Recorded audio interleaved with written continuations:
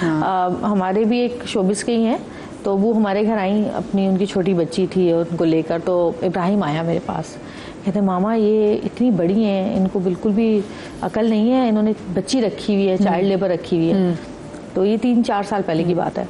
तो मैंने कहा भाई उनका मसला है, मैं उनको क्या बोलूँ? कहने लगे नहीं मामा वो देखें, वो अपनी वो जो उनकी बेटी है ना उसका पैम्पर बीच में बैठ के चेंज कर रही, कितनी बुरी बात है लाउंज में बैठ के। मैंने कहा चलो इब्राहिम छोड़ दो। खैर अब मैंने कहा मैं किसी के मामले में क्या बोलूँ कि तुमने क्यों चाइल्ड लेबर रखा हुआ है, उनको कम्फर्ट है, मैं क्या कर सकती हूँ। 4 महीने के बाद पता चला कि जी पुलिस आई है, ये हो गया वो हो गया। मैंने कहा क्या हो गया? बच्ची वो कह रहे कि जी आपने हमारी बच्ची अगवा हो गई है। ओह अच्छा, खैर वो सारी अब एक बिला वजह के मसले में फंस गए। जी हाँ, कि वो 13 साल की 14 साल की लड़की और वो गायब हो गई।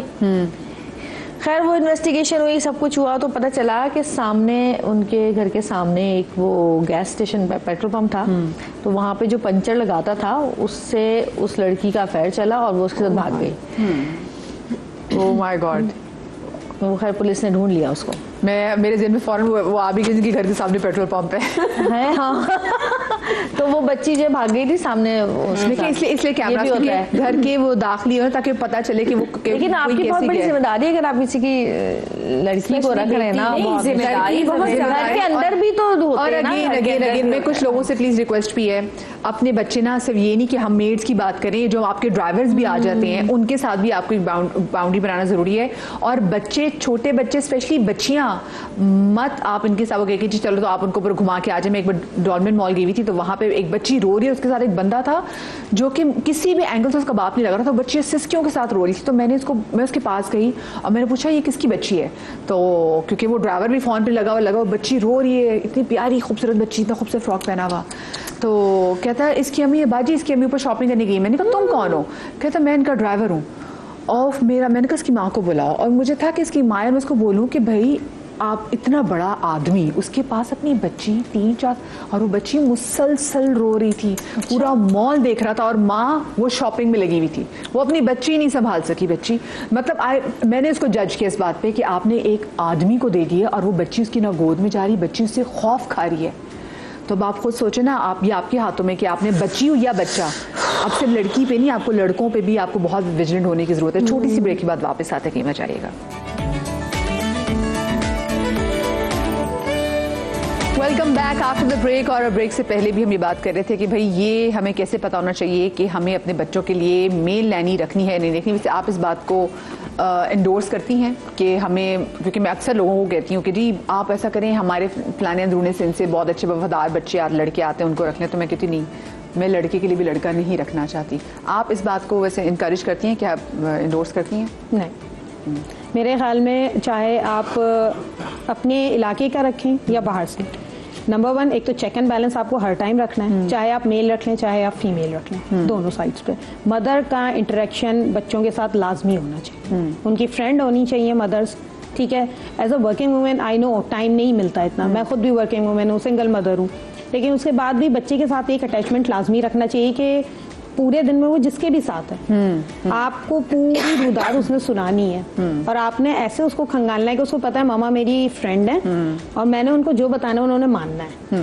तो आपने उस पर हर हाल में ट्रस्ट करना है। और फिर बच्चे पे भी आपने चेक एंड बैलेंस रखना होता है कि कहीं वो मुझसे झूठ तो नहीं कह रहा किसी को लेट डाउन करने के लिए।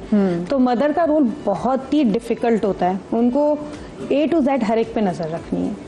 तो आप चाहे अब तो खैर कैमरास वगैरह, कैमरास आपके लिए बहुत अच्छे हो, कैमरा आपके लिए बहुत अच्छी है, एग्जैक्टली। और एक चीज और लाजमी आप रखें कि आप डिफरेंट टाइम पे जाके चेक करें, ये एक बहुत जरूरी चीज है जिसपे आपने भी कहा था, ये बहुत ज़रूरी चीज़ है। आप एक अचानक से जाके चेक करें कि जो आपके घर में रिसोर्स है, वैसे तो कैमरा आपको दिखा रहा होता है, लेकिन अगेन कुछ एरियाज ऐसे होते हैं जिसको कैमरा कैच नहीं कर पाता, तो आपको पता ही नहीं है कि होना क्या है। तो एक अचानक से जब आप चेक करने जाते हैं ना, तो आपके लिए बड़ी आसानी हो जाती है, आपको पता लग जाता है कि मैं अगर किसी डिफरेंट टाइम पे जाऊंगी तो क्या हो रहा है क्या नहीं हो रहा।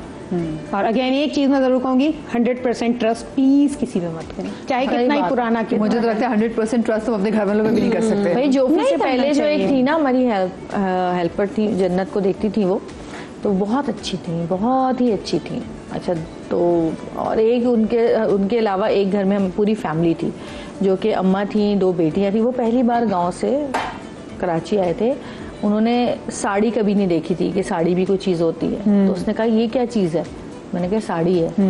टीवी उन्होंने नहीं देखा था कभी। अच्छा, ठीक है। उनकी बेटियों को मैंने ट्यूशन जो हमारे पढ़ने आते थे, सिपारा पढ़ने आते थे, बच्चा जन्नत पढ़ाने आते थे, तो मैं उनको ट्यूशन भी रखवा के दिया, सिपारा भी करवा के दिया।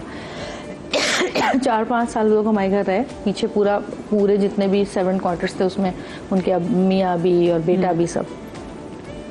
अच्छा, उस ज़माने में मैं अमेरिका से आई थी, तो मैं मेरे पास ऑलरेडी एक वो था स्पीकर आता था ना, जो बच्चे के पास आप रख दो और आवाज़ आई। और जन्नत थी तकरीबन कोई 3-3.5 साल की होगी।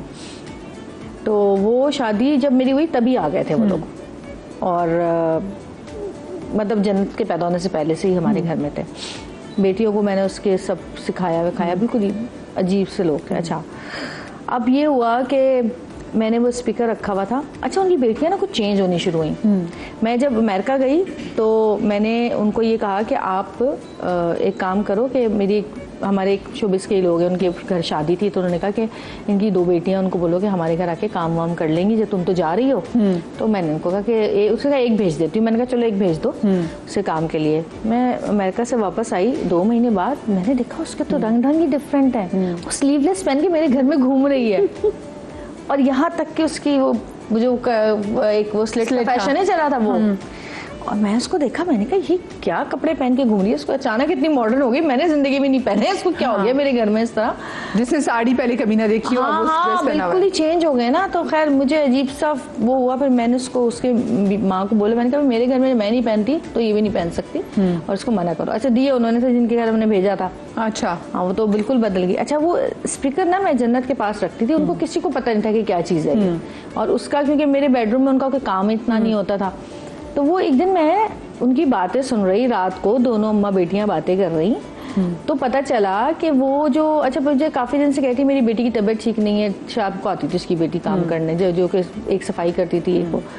तो पता चला कि वो कहीं और जाती है सुबह काम करने, और शाम को आती है वहाँ से, और मुझे पता ही नहीं ये बात, और तनख्वाह मैं दे रही हूँ उसको।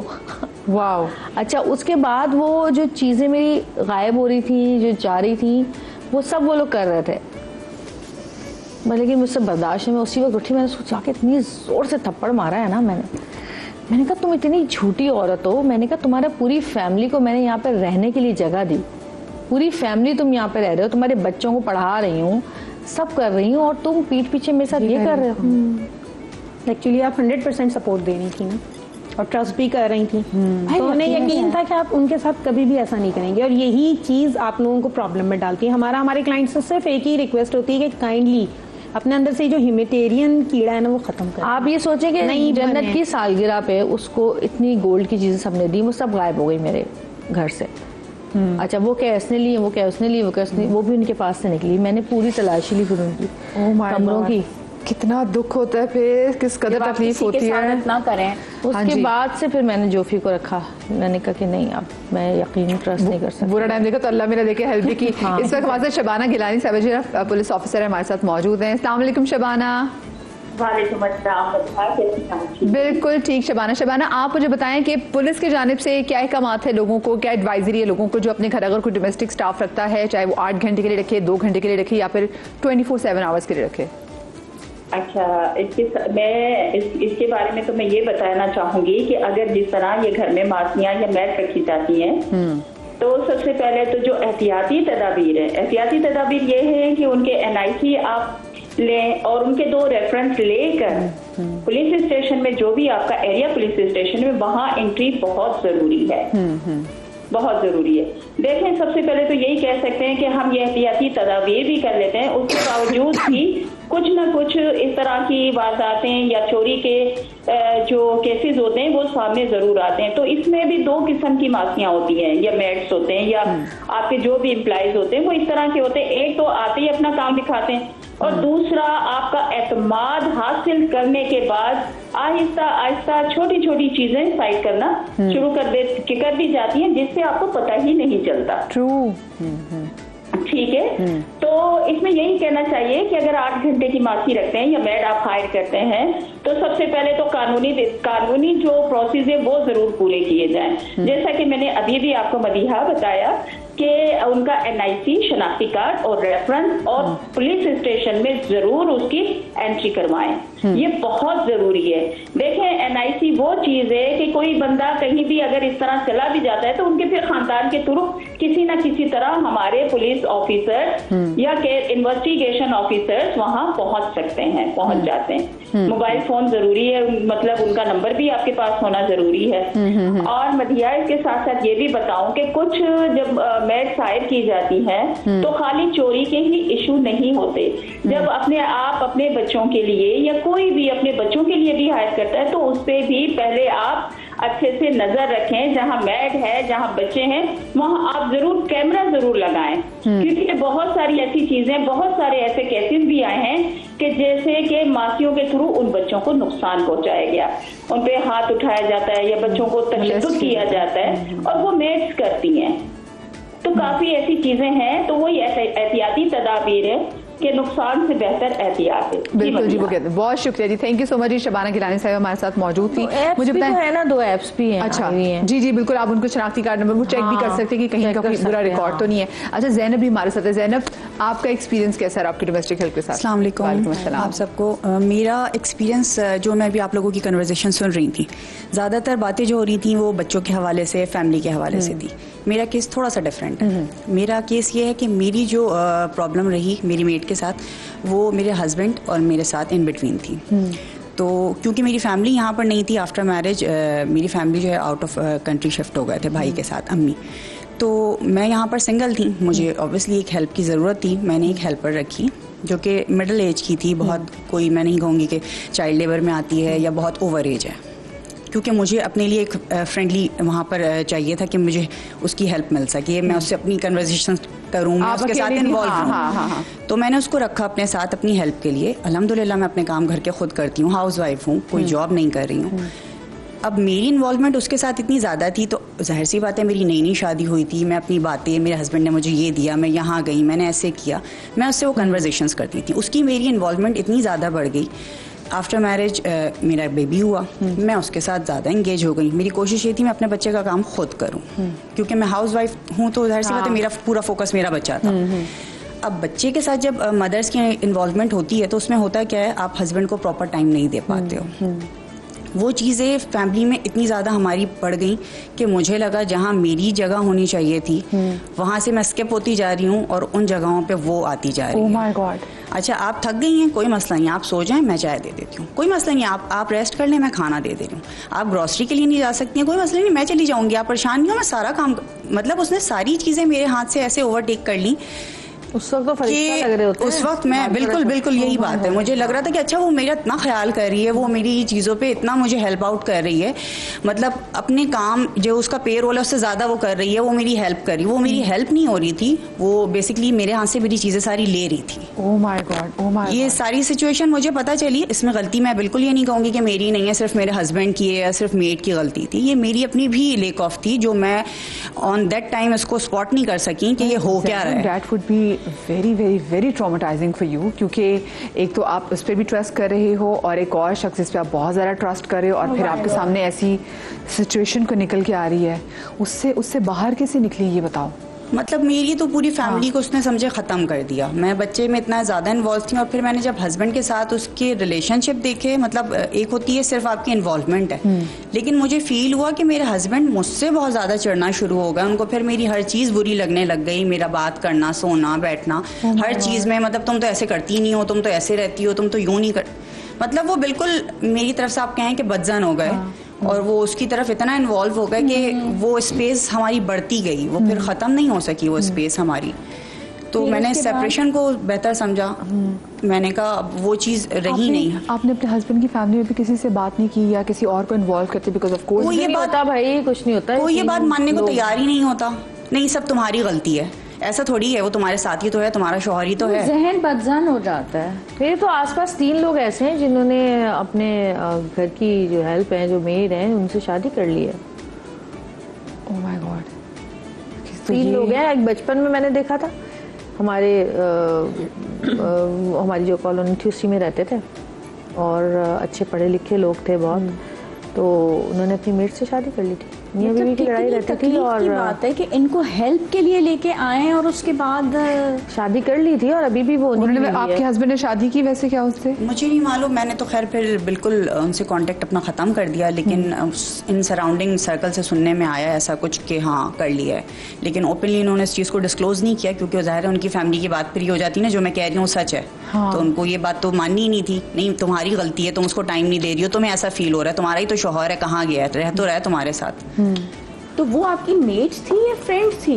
वो मेरी मेट थी, मगर मैंने उसको रखा इस तरीके से कि मैं उसके साथ अपनी इन्वॉल्वमेंट भी रखूं, ज़ाहिर है मेरी फैमिली भी इधर नहीं है तो मुझे एक हेल्प भी मिल जाए, मेरा टाइम भी उसके साथ अच्छा स्पेंड हो जाए। ओह माय गॉड, हाँ लेकिन ये आई हैव नो वर्ड। ये मैं आपको बताऊं, मेरे घर में एक, हमारे लाहौर वाले घर में एक लड़की थी, वो हम उसको बचपन से देखते थे, उसकी अम्मा उसी गली में काम करती थी, she was a beautiful girl, बहुत प्यारी बच्ची थी, लेकिन ऐसे से बड़ी भी तो वो बहुत चोरियां करती थी। मेरी शादी पे मेरे बहुत से दोस्त कराची से लाहौर गए, अब किसी की बैग में से 35,000 निकल गया है, किसी का फ़ोन चोरी हो गया है, तो वो उसके, मेरी एक रिंग थी बहुत खूबसूरत, वो गिरी, तो मेरी अम्मी ने कहा हाय हाय ढूंढो इसके डायमंड के रिंग है, तो मैं अपनी अम्मी को देख रही हूँ कि क्या कहने की जरूरत है डायमंड के रिंग है, और वो सामने सब झाड़ू लगा रही थी, वो रिंग मुझे कभी भी नहीं मिली। हमें ना उस पर शक था कि ये पैसे निकाल रही है, देन लेटर ऑन पता चला कि वो हमारी ही लेन में आ गई, शी वाज द वन, हमें पता था वो था, और उससे हम चीज़ें रिकवर भी करते थे, वो इतनी दीदा दलेर हो चुकी हुई थी क्योंकि हम उसको पकड़ चुके थे, इसकी माँ आती थी।